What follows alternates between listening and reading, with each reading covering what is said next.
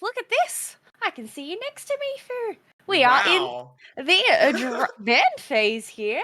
It'll be really interesting to see what we do have. Obviously, teams talking it out. It is not like the previous format where you'd see all of everybody's bands come on up, or Mm, the suggestions. You only yeah. have the one player popping in that first band, which is the fourth player, and then the fifth player picking up that second band. So I mean, the fact that we're having two defenders being banned on the side of for free.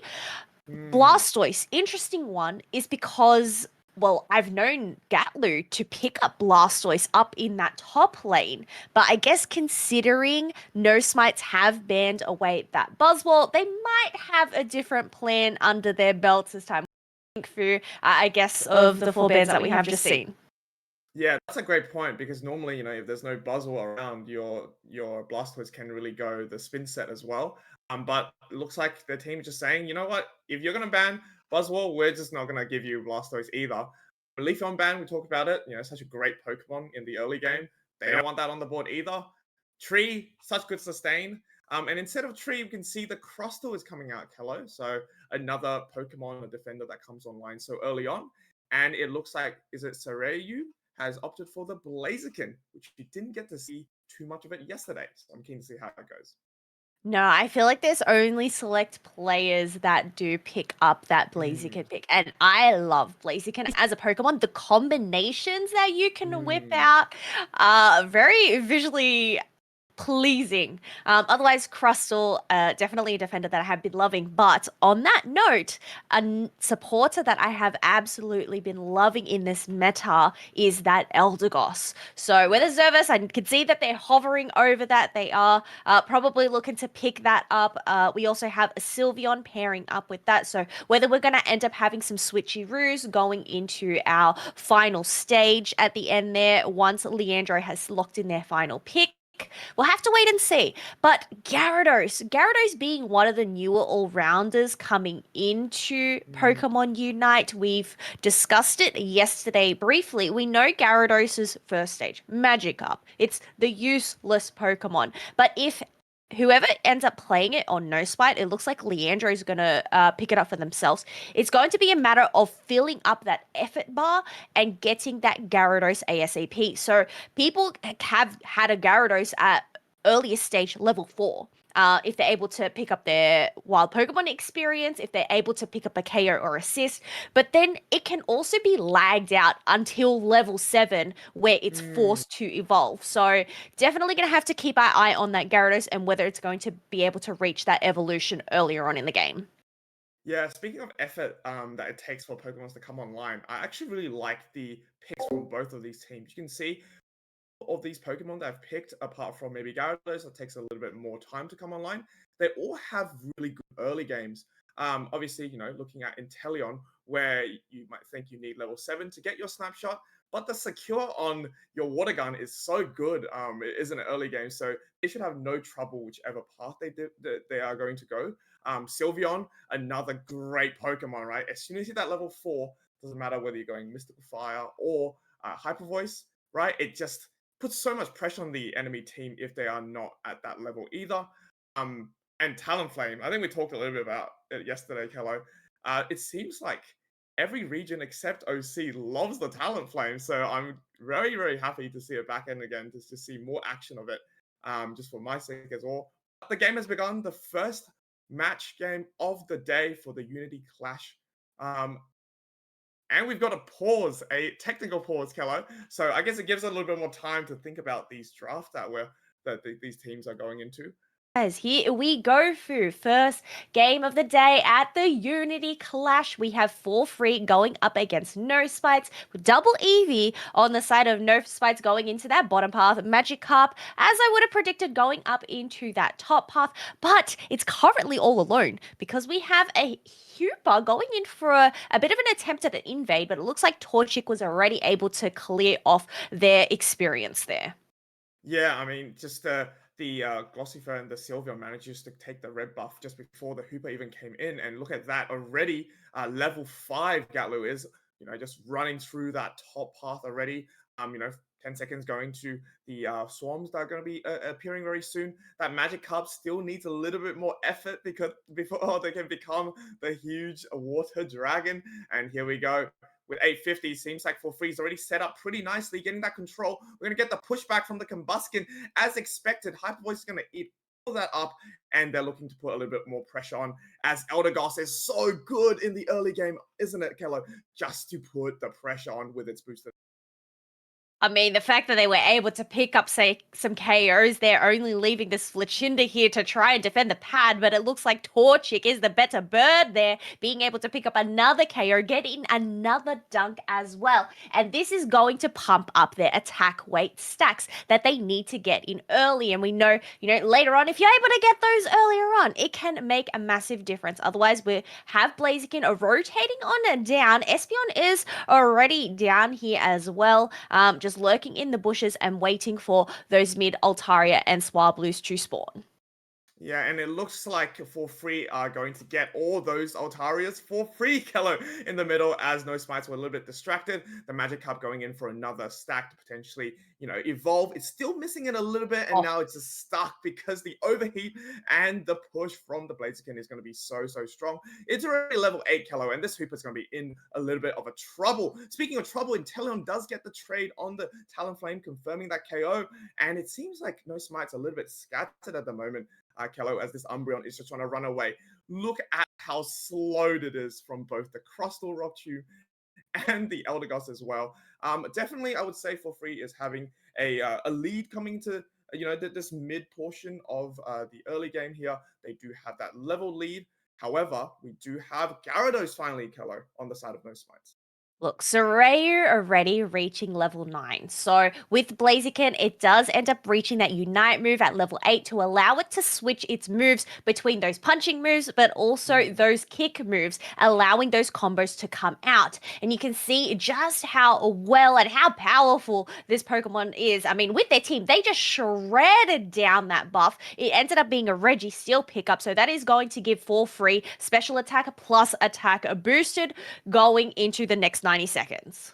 Yeah, and look at that Hooper Highway trying to just bring the team back up. There's just so much mobility with that move, and I think something that For Free is probably thinking of doing is to break that pad early to restrict that mobility. Oh my god, what a snipe shot by Inteleon! Sylveon has to probably unite to take down the enemy team there just to stay sustaining the fight, and there we go. That's another pick. There's only 3 members of No Smite available to defend this, and it looks like they might just give this up for a 40 dunk there for Free, and 130 a point difference here, which means that they will be able to get this Regieleki with no contest at all. No Spine needs to take this opportunity to I guess reevaluate, right? Do we want to fight this at all? They were probably thinking, or do we just want to, make sure that they don't come in, get some experience we needed, but we can't lose any more players, can we? Well, the thing is, they don't have jump pads just yet. There's still 45 seconds left to go, but Talonflame is going to come in with a flame sweep there to go and drag some of those members. Looks like Flurry are going to look at leaving this as No Spite were able to shred down the majority of that Regieleki HP. So, nonetheless, it is going to create some pressure, but seeing the minimap there are a lot of yellow dots representing the wild Pokemon, the experience that these teams need to go and soak up. Yeah, they definitely need this experience if you're on the side of No Smart as well. As teams are converging now to this basement Reggie that's about to be spawning, we can see that we've got the Gyarados Unite and also both the evolutions on the side of No Smite. And at the same time, we have 3 Unites available free as well. Blaziken, the Unite move doesn't really count at proc so often, Kelo. Like you talked about how many different combos you can use with this Pokemon. And yet again, Kelo, it seems like For Free just has so much control of this basement Reggie. But Umbreon might have something else to say about it. Blaziken is too quick for the secure. The Cloud Crash comes down just to save the Inteleon as well. And yet again, Umbreon going down means there's just not as much sustain now afforded by No Smite. That's going to pick out the Hooper as well. And as soon as the Hooper is down, they're going to pop their Unites on the side of For Free and to look to maybe break this pad as well. I mean, there's no more portals, right? Umbreon comes to Unite. What a snipe on the Espeon, Kelo. And Flame Sweep is just going to push people out of the way. But it seems like No Smite is now coming back to defend this pad. Yeah, great defense coming there from No Spite, not letting any Dugs go on in. Blaziken is low. Looks like Blaziken and Gyarados both fall at the same time. Rings Unbound has been proc, but nobody ends up coming through that portal. Oh, there we go. Umbreon has made an appearance as Hooper ends up getting locked in by the Rock Tomb. Are they going to continue keeping this pressure on the tier 1 pad, or are they going to look to retreat? Because we still have a Reggie Alecki that is still sitting in that top path. Otherwise, we do have Talonflame getting taken down, and now it's just a matter of retreating back up. No pushes from either side were successful from these teams. No, and you can just see there as well the Crustal Rock Tomb just procking the I guess Espeon passive and keeping it honest every single time. So that's going to be very important going into some of these engagements. If you're Espeon and you don't have your passive, you're going to be a little bit more scared of the enemy team than if you did. And look at that, another no contest for the Reggie Lecky. While No Smite is just taking this opportunity, the numbers are down on for free. They're looking to push this pad. Look at that Flame Stream pushing Ghatlue all the way back to the tier 2 pad. They're looking for this score. Eject coming out of Sylveon just to stop any scores. And the pad defense is so good right now. Kelo, I think No Smite just aren't able to break this pad as well. Gyarados unite into the fly as well. Crustle is looking to go down, but no Inteleon's there to back him up. The Hooper portals just managed to save two of the teams. Unfortunately for Hooper, it will get taken down though in that engagement. And now this is the reverse push, isn't it, Kelo? They see the opportunity here. Blazing going in. Gets stunned, unfortunately, from Mean Look. Can they get out of this situation? Yes, they can. They get the Espeon and the Umbreon as well, Kelo. Defense is the key here. Are they going to be able to defend this tier 1 pad? Yes, they do. Thing is, Fu, we have 20 seconds left until the final stretch. Look at the point board right now, 158 to 8 points. No Smites has not been able to get very many dunks in this game. So their last hope here is going to be a matter of securing this Rayquaza. But obviously, they're going to have to try and win the team fight here before we do head on in. We already have two level 14s on the side of For Free, plus a level 13 Sylveon. The highest levels on the side of No Spite are going to be Gyarados and Talon, so they do both have those Flame Plus movements, but you can see Inteleon with those snipe shots just chipping away at that Umbreon slowly as it is trying to retreat. Probably looking for a Hooper portal here so then it can go in for a reset. But I must say, the positioning is really interesting here from the teams right now. You have Sylveon up in that top path, making sure to defend that top tier 1 goal. Talonflame, though, just lurking in that bottom path, maybe looking for a back cap from No Spite side, but no, it looks like they're going to fly on up, get chipped away by that Inteleon snipe shot, and need to go in for a reset, but they end up getting denied by the focus blast of the Blaziken.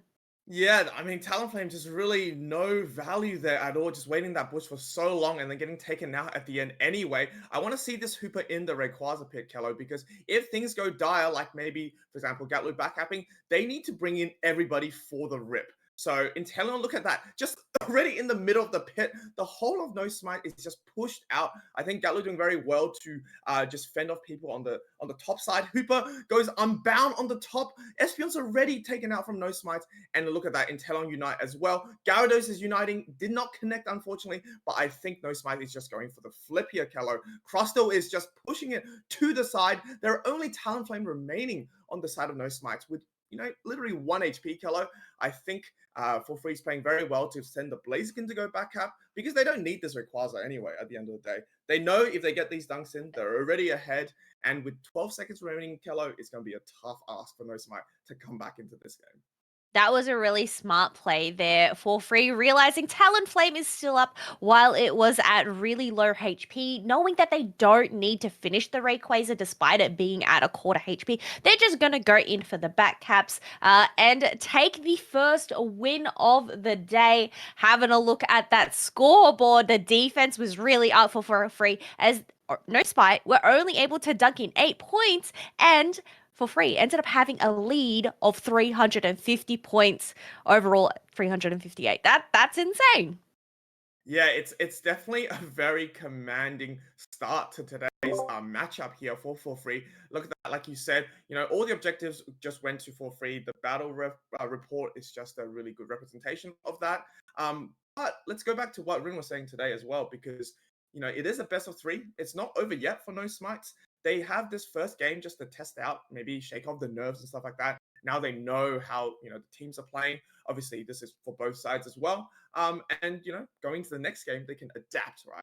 Just quickly looking at this battle report here, we can see, that Espeon Kelo store power doing 37% of their team's damage. Really just the bread and butter of the damage on that team.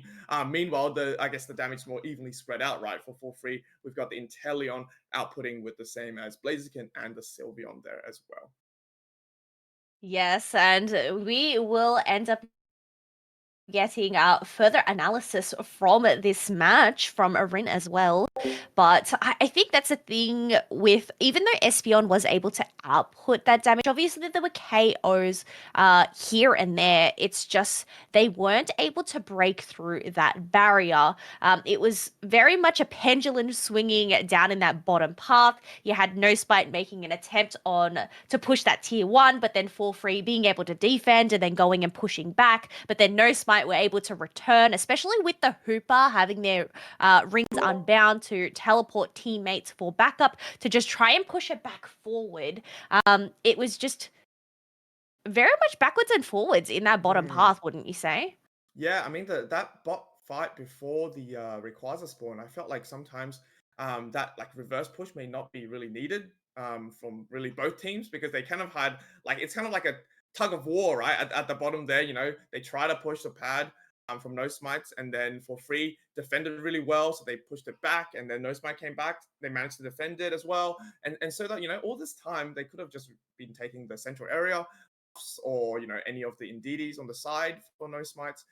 Instead, they afforded just to run it back. Maybe it was kind of like a tunnel vision at the bottom there. But at the end of the day, For Free did have that level lead, like you said, going into it with 2 level 14s, and that it is quite the confidence booster, right? Going into the final stretch, because the damage output you have is so much greater.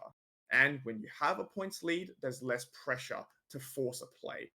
And that's something I think For Free played really well there in that Ray pit. They were just calm throughout it. Not every game needs the Ray. And I think from there, it's just a masterclass of how to play it without the Rayquaza. I think that's a really good point, that not every match needs to end with securing the Rayquaza. Obviously, that was going to be No Smite's win condition. They needed to shred the Rayquaza, and I think that's what the Gyarados there was trying to do. Rely on its basic attack speed to hopefully shred it on down. But the fact that it ended up getting dived on, which I guess is kind of ironic, considering Gyarados is the one with bounce, the Pokemon that is supposed to be doing the diving. Yeah. But it ended up getting dove on during that Ray pit and just shredded on down. So we do have our analysis screen here, as well as we do end up having our game 2 getting ready. But I guess, Rhinne, what are your thoughts overall on this match? So we did bring up the draft before, and I think the draft is a large part of how this game ended up playing out. So from For Free, what we're looking for in this draft is they just have to make it out of the early game, keeping the Magikarp behind, and the way they have to do that is the Sylveon has to gank top. Now, as we're going to see in a little bit, they did somewhat of a unique strategy to actually keep this Gyarados behind while keeping their Blaziken quite far ahead. But from the side of, their name is slipping my mind, No Smites. Yes, No Smites. From the side of No Smites, we see their ways of getting out of the early game to get this Magikarp ahead is largely going to probably rely on the Espeon, which is once again why I really don't like the pick of Talonflame here. I think they should have had the Espeon go take their red buff, go into that top path, and then help the Magikarp out. Instead, we get the Talonflame ending up top late because he wants the level 5, and then he's not able to help the Magikarp before he goes down. So as we go into the game, I wanted to point out one specific thing that I noticed from For Free that I thought was absolutely brilliant. You'll see as they start the jungle over here, or rather the central path, you can see the Sylveon and the Eldegoss are both duo over here doing the red buff, assuming that the Hoopa is going to invade. But at the same time, rather than having the Torchic go into the top path against the Magikarp, he instead ends up clearing the bottom central area. This means that the Torchic is going to end up being level 5 by the end of this top side. And it also has the Sylveon contesting the Magikarp, making it so the Magikarp is not going to be able to get ahead. This essentially nullifies the Hoopa invade, which you can see this entire time up until night 20, he has not played the game at all. And then this Magikarp is just getting completely bullied. This results in the Magikarp topside falling extremely far behind. And in my opinion, this is really what made the game pretty much impossible for No Smite to play. We just saw an absolute face roll from this. Yeah, the snowballing is just so. I guess it just set the ball rolling right on top. If you can delay that Magikarp evolving and your teammates, such as the Combuskin, comes online to Blaziken so early on as well, then it's going to be a huge mountain, right, for No Smites to climb from that. Yeah. I think that's only, or rather, that is the only real play I wanted to point out, because I think from this point, once you have this early game where the Combuskin gets the 27th dunk here, the Sylveon gets the 27th dunk, they end up knocking out everyone in the topside path over here. There's not really much No Smite can do at this point. The composition of 4 free scales extremely well. Obviously, they have a Blaziken. The Magikarp is so far behind. It's just, there's no real point in this game where No Smite could contest after the early game goes this disastrous. They had a Blaziken at the 7-minute 30 mark. Having that unite move, the ability to switch those moves, as you mentioned, like they were able to pick up all of these Swablues in Ulterior for free, just giving them their levels. And yeah, as you mentioned, it just kind of snowballed from there. Gyarados didn't end up coming online until much later because it had such a difficult time up in the top path. Obviously, getting in a donkey, but it's still a level 5 unevolved. I mean, the ideal thing for Gyarados is to evolve at level 4. Mm. I agree. This just feels really bad for No Smite. It feels like they were trying to copy what Nouns was doing yesterday, where they had the Gyarados against these evolutions, against the immobile attack or somewhat immobile attackers like Inteleon, and they wanted to use the Gyarados to be able to dive and take that out. But the one thing Nouns was doing with this comp specifically that made it work out really well is they were able to get the Magikarp some of those KOs in the early game, so it was able to evolve into the Gyarados. But No Smite was not quite able to find that magic in the top side, instead getting taken down, and that just made it so the Blaziken and the Sylveon both got to snowball from there, and the game just felt too lopsided for the rest of it.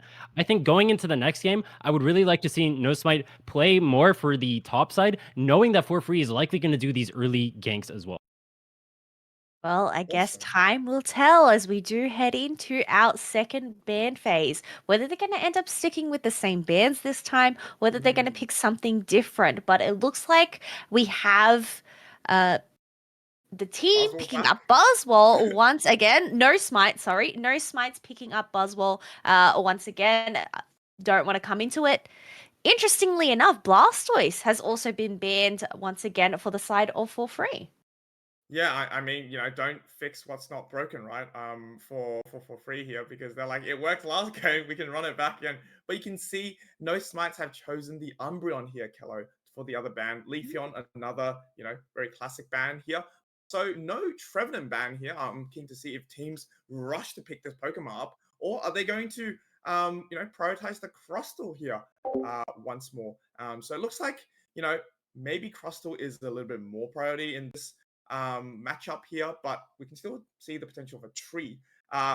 Machamp and Mouscarada. I wonder if these are going to be locked in, Kelo. These are very interesting picks here. Inteleon will be definitely got baited a little bit. It's Inteleon and Eldegoss together. Two very strong picks for the side of 4-Free. We obviously saw Zante rocking that Inteleon, being able to chip away that damage with the snipe shot. I know in the final stretch, they're being able to chip away at the Umbreon, a mystical wolf, and land those hits, but also just being able to assist the shred during those objectives. Otherwise, different supporter this time round, not going for the Hooper pick. We're going in for the Blissey pick, but no Smites having that opportunity has yoinked away Sylveon from Ghatlue. Yeah, and Gatlue's going to, in response, take Blaziken for their team as well, and Snorlax for the first time today as their defender of choice. Now, I do want to point out, Kelo, it's quite interesting that 4-Free has locked in the Inteleon so early on in their picks. It feels like they really want that Pokemon, whether it's through the central area or the bot path. Normally, we don't want to expose too much or reveal too much, rather of your attacker, but it seems like they're happy to do that, which means Hades is going to pick up Espeon, and Leandro is going to pick up Lucario for possibly that top path all-rounder role. And Masquerada is back on the table for free. So that actually is going to be quite interesting because Masquerada is quite strong at the moment, just in its like ability to just dive the back line, especially going into Pokemon that don't have too much mobility, such as the Espeon. It's definitely going to have a hard time going into that Masquerada. I think the Inteleon being picked up when you have a powerhouse such as Zante behind the controller of the Inteleon, you want to pick that up first because you can already see if you don't pick it up first, then it could have easily been stolen. So you have this option. Do you have the Inteleon being stolen or do you have the Sylveon being stolen? Obviously, Inteleon being more favored, being picked up first, but I mean, a few similarities here, but also some big differences here going into the second match. And I guess this is, the brilliance of what Rhinne was saying is when you have a best of three, you're able to rewind, and just readjust what you need to going into this second match. So whether we'll end up seeing a third match, be blessed with a round three situation, we'll have to wait and see, or whether we're just going to end up having for free take the first round for free. I mean, us, we love a game three scenario, right? But now all the players are focused on this game number 2 for the Unity Clash for today, day 2. We're in the pool of B. Lucario, Chansey, such a classic top path choice. And we're going to have a really strong bot path as well for free with that Inteleon or Sobble Water Gun and the tackle from the Snorlax. Here comes a few attack weight stacks for the Lucario. Chansey just making sure that this Lucario gets out for no smite. The Glossy Fur with the auto boosted attack is just so strong, right? But here comes the Sylveon already opting for the Hyper Voice once again, and you can just see the amount of pressure it takes. Nice secure though by the Sprigatito to just get that evolution away from the Lucario, and they are really looking to amp up the pressure now, right? It's still a 3v2 on top, forcing the eject as well. Definitely going to be interesting to see whether Combusken, yes, they're going to be ganking the top lane as well, Kelo. I guess that's the brilliance of having the double evolutions going in and splitting that central area. Espeon going and helping the Dweeble down in that bottom path. Sylveon just going and keeping the pressure up in the top path. But you have Combusken with a huge blaze kick to go and push back not only the Swabblers and Altaria, but 3 members of No Spites. Nonetheless, you do have the Gossifleur and Combusken being knocked on down and allowing some dunks coming on in because Espeon ended up coming in and rotating up and going for a 4-person push. But the action isn't going to stop here as Sylveon is going to attempt a little bit of a steal on that blue buff. Nonetheless, we do have Floragato being able to yoink it for themselves. Yeah, I really like the play from No Smites there, sending the Espeon up to overload that top path, Kelo. And look at that. They're just going to be running through the central area of free right now. This puts a lot of pressure for their, I guess, central area Pokemon and, Masquerade in this case, because now they're just struggling to get that experience, right? Blissey a little bit caught out here, possibly XP just to get out. Look at that. Altaria spawn's mostly gone, and Masquerade able to pick off that large Altaria there to get the experience. But, because they had a Crustle in the bot path for No Smites, they didn't really need the Espeon there because it's so hard to contest the farms against the Inteleon and a Snorlax anyway, right? The Espeon going on top, they afforded them a little bit more, I guess, advantage just to push the pad, get some dunks in as well, making sure the Lucario actually gets a few attack weight stats as well. And looking at the level, they're doing much better than what we saw that first game out there. Yeah, 100%. You already have a Sylveon reaching that Unite move stage at level 8. They are going to continue putting the pressure in as Snorlax goes in for a little nap. Snipe shots are raining on through. Was able to land a hit onto that Sylveon, but they don't have a healer down here, so just relying on the berries and the pad to regenerate their HP there, as we do have the first objective spawning. A Regirock for our random roulette basement Reggie. Oh, here we go. Sylveon has to unite just to keep sustained here. Masquerada coming in. The Hyper Voice are going as well, but it's going to be Espeon for No Smites that secures this basement Reggie. And now it sends for free, just running back. Eldegoss gets taken down. Masquerada in a bit of an interesting position here against the Blissey, the Flower Trick, and the double team just to juke and navigate their way through. They need to try to get out of this situation. It looks dire for them right now. Sylveon able to pick them off as well. And like you said, Sylveon is pretty good in terms of the levels right now. I'm definitely very happy for them. They're already level 9 going into this mid game as well. Blaziken probably getting a few stacks on top already. Intellon forced to pop the Unite here. Gets countered by the Espeon there. Hyper Voice and the Rock Tomb combo. Oh my god, they just get stuck over there, unfortunately. A 30 dunk in the bottom pad will be able to break it. Look at the sheer value that's coming out from the Rock Tomb, Kelo. It is just making sure that no one gets away unless they're using one of their moves. And, if they're using the moves to get out Rock Tomb, they're not using it on the opposition team. So very well played by the Crustle there. This is just showing the value of Crustle right now in this meta. The reason why it has been picked first choice both of these matches. Inteleon was able to land the last hit on that Regieleki, so it is going to go to the side of for free. You do have all members up here. Crustle on the minimap, you can see trying to scutter their way up to the top part that they can go and assist this push that is ensuing. Crustle getting in a huge rock tube and X is a combo to just shred down for free, making them just scatter away back to pad, knowing they cannot push this Regieleki in. Wow, that was brilliant by the Crustle there. I think it was the eject on the Unite move, something like that. It just got shoved to the other side and managed to hit 3 people with that. Speaking of shoving, though, here comes Blaziken to look at defending this pad and maybe just push off No Smites' onslaught of pressure right now. Zante's really good with the snipe shot, I have to say. They're just hitting the, backline really, really well from their own side as well. Snorlax looking to just gain vision of the bot path, maybe getting a dunk when they can. They're just retreating onto their side, rather. This basement Reggie's out, though. Reggie Rock, but without a pad there, Kelo, for free, it's going to be a little bit hard for them to converge on this. I think what for free is thinking of doing is maybe sending one person in for a lucky snipe, but most of them is looking to get more value out from the rest of the map, right? Because at the end of the day, yes, you do get a little bit of experience, but perhaps they can get more from other bits of the map. Looking like 3 of them are converging in the middle to get these Altaria spawns. The levels aren't too bad now for free, are they? They're 3 level 11s. I think they look fine going to this mid side.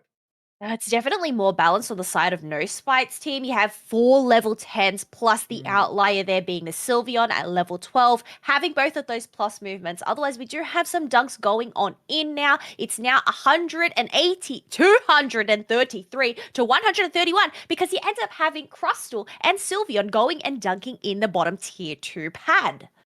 Oh, a massive 39 overdunk, though, for free on top there. That's going to give them enough space to get this Regieleki uncontested as well. So, No Smites came out really, really strong early game. They still do have the points lead, but I think just by the way that they've timed it for free, they managed to grab most of these point differences back. And there's going to be a little bit of a time waster, Regieleki on top there. For No Smites, they just need to send someone there, diverge their attention while, for free is just looking to soak up more experience and get some of these levels back. 3 level 12s now. Blaziken, unfortunately, will get taken down by Sylveon there. A great pick. Sylveon, for me, is definitely MVP so far, Kelo. They're level 13 at 3 minutes. They've gotten the KOs. They were so good early game as well. I want to see them strive for that level 14 and see whether they can really make an impact right in that final stretch. This is a much closer game in comparison to last round. 233 to 199.